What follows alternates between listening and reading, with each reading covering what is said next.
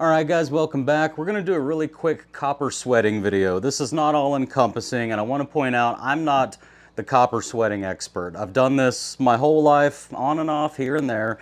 Quite a bit with this handyman business, I've done it. But if you want to know all the ins and outs and you truly want to become an expert, I do suggest you go find a YouTuber who's a plumber who's going to give you all of the fine details. But for the purposes of just being able to sweat a good copper joint, I can take care of that today, and that's what I'm going to do. This is just going to be a really quick copper sweating 101. So before we even jump in, let's just open up the kit and I'll show you what's in the kit. I have kits for all my jobs, of course. You need some copper pipe. This little handy tool right here is outstanding for cleaning and prepping your copper pipe. It's just a bunch of steel brushes to clean both the inside and the outside of your pipe and your fittings. I have all kinds of solder in here. I don't know why I have so much solder, but if it's for a potable water supply system inside a house, you do need lead-free solder, which most of these are. I have one that's not, but use lead-free solder. You're also going to need flux. I've got a few different fluxes in here, and as far as I can tell on the fluxes, there are no types of flux that you can't use in a home's potable water supply. However, I do suggest always flushing out the system after you're done doing any soldering work. I've got a pipe cutter here. That's just for cutting the 1/2-inch pipe. I'll show you how to use that in a minute. A little bit of sandpaper. Now this is sold for plumbers for cleaning pipe. It came in a little kit that I bought at one point, and it's 120 grit. Personally, it's just my opinion. I think 120 grit is too coarse. I think you could go with 220 or anything higher than 220, but this will work nonetheless. And by the way, the purpose of this and this for prepping the pipe, what you need to do is get all of the oxidation off of the pipe. The oxidation, I'll show you a little example here. You see how this is really shiny and this is less shiny? That's oxidation. When you go to solder this onto there, oxidation gets in between your solder and the metal and prevents a good bond. So you want to remove all of the oxidation with your sandpaper and with this tool, and also your flux. Its main job is to chemically remove oxidation and chemically prevent new oxidation from happening while you're soldering, because the heat from your soldering is actually going to try to increase oxidation. So we've got all that. Of course, we've got our torch. You're always going to need a torch. And then the last thing is just, my bins are just kind of full of all kinds of different copper fittings. It's good to have plenty of fittings with you.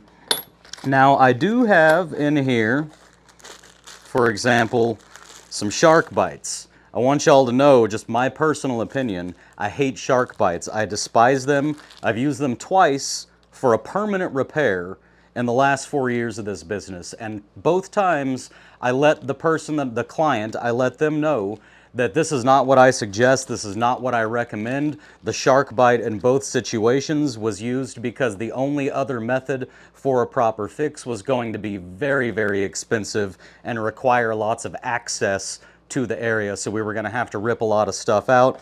But I don't recommend them, and if I do use them, if a client just really needs to save that money, then I get it in writing from the client that they understand that I don't recommend it. I don't think it's a permanent fix for anything, but that they can be used.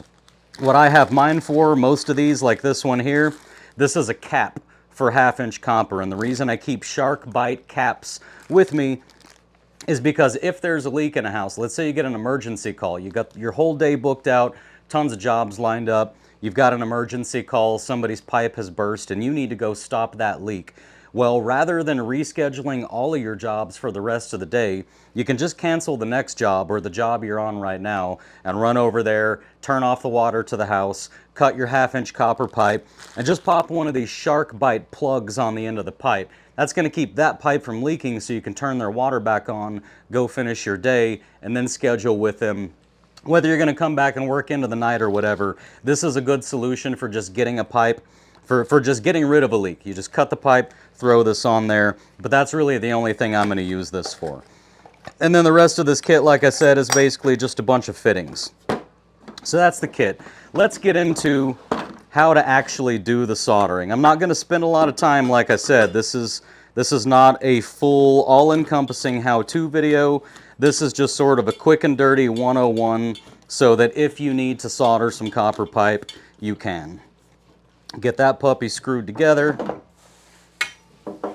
Whoa! There we go. Almost hit the floor. I caught it with my foot. Here's the copper pipe that we're going to do. This is just a really simple process, guys. First, let's pretend like you don't have a good end on there, and you're going to unscrew your pipe cutter a little further. And then all you do with these pipe cutters is you just tighten it just till the wheel touches, till you get just a little bit of pressure there, and then you can roll it around the pipe. And each time you roll it around, you just tighten it one more turn. So we tighten here on the bottom, and then we roll it a couple times, tighten that a little bit again, roll it a couple times, tighten it, and you just keep doing that until you cut all the way through the pipe. This is going to give you a very nice, clean joint. Mine's feeling like it's getting a little dull. I may have to replace this guy soon. And these are super cheap. Don't be afraid to just buy a new one. You don't need to waste time trying to figure out how to sharpen these.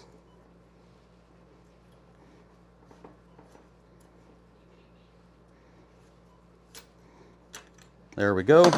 So now we know we've got a nice flush cut over there. Next thing we're going to do is take this handy tool. See these holes? This is for 3/4 inch and 1/2 inch copper. So this hole right here, you can just take this around the outside of your pipe, and it doesn't take a whole lot. Just give it a few spins. And what y'all can't see, maybe I'll edit this video so that you can, but what you can't see is there's a little piece of metal right here where the end of that pipe comes up in, that's also putting a nice little chamfer around the end of the pipe so that it's nice and smooth and it doesn't have any curled over metal. But like I said, you don't need to do too many turns on this. See the difference? Nice and shiny now, so there's no oxidation here. When we get the flux on it, that's going to prevent it from trying to oxidize as we do the actual work. And then same thing with this, you got a 1/2 inch and a 3/4 inch. Just stick your 1/2 inch up in there, give it a few turns. Not really necessary for this particular type of joint. This is more for, let's see, we'll go ahead and get into the kit and pick a fitting. Let's go ahead and put a 90 on here. So we've got a 90-degree fitting that's going to fit right over the pipe right there. So take your 1/2 inch side and go inside there and clean that out. Never hurts to have as much of it clean as you can, but your mating surfaces absolutely have to be perfectly clean if you want a truly good solid joint. Let's get some more of this stuff out of the way. We'll pick a flux. There's different types of fluxes. I like the water-soluble flux because it's easiest to clean and you can flush the pipes from the inside. There are other types of fluxes. You can use any of them on a home's potable water supply. The big deal is just that you make sure you get everything flushed out and that you use solder that doesn't have lead in it. And I go very generous with this stuff, guys. You cannot have too much flux. If you have too much flux, the worst case scenario is you just have a little more cleaning to remove the flux at the end when you're all said and done. But I just pile it on there as much as I can. There's the end that I cleaned there. Get some flux up inside. There we go. Now you're going to want to dry fit everything before you actually get to work. So if you have, you know, like a series of steps and turns that you're going to have to make, then go ahead and dry fit those ahead of time. Mark them if you need to. All right, so this is actually ready to solder already. Let's figure out, this says safe flow lead-free solder. All of these are lead-free except one. So grab any lead-free solder. If you have a flux core, let me see.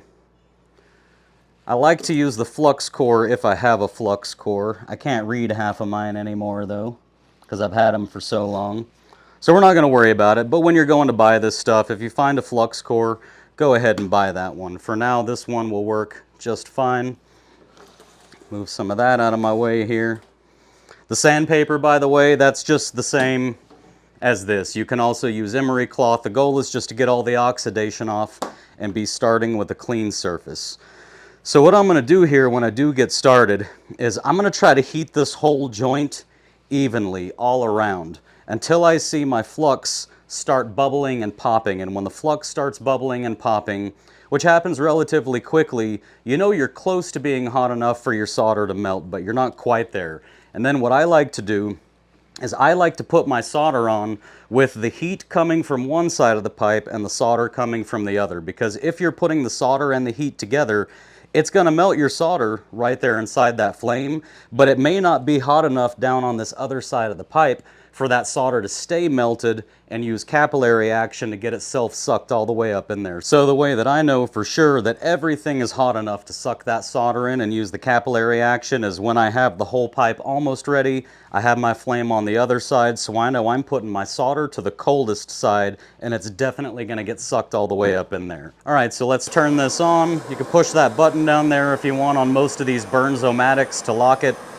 And then we're just going to slowly, well, not too slowly, but we're going to slowly heat the pipe. And like I said, guys, I'm not the expert at this.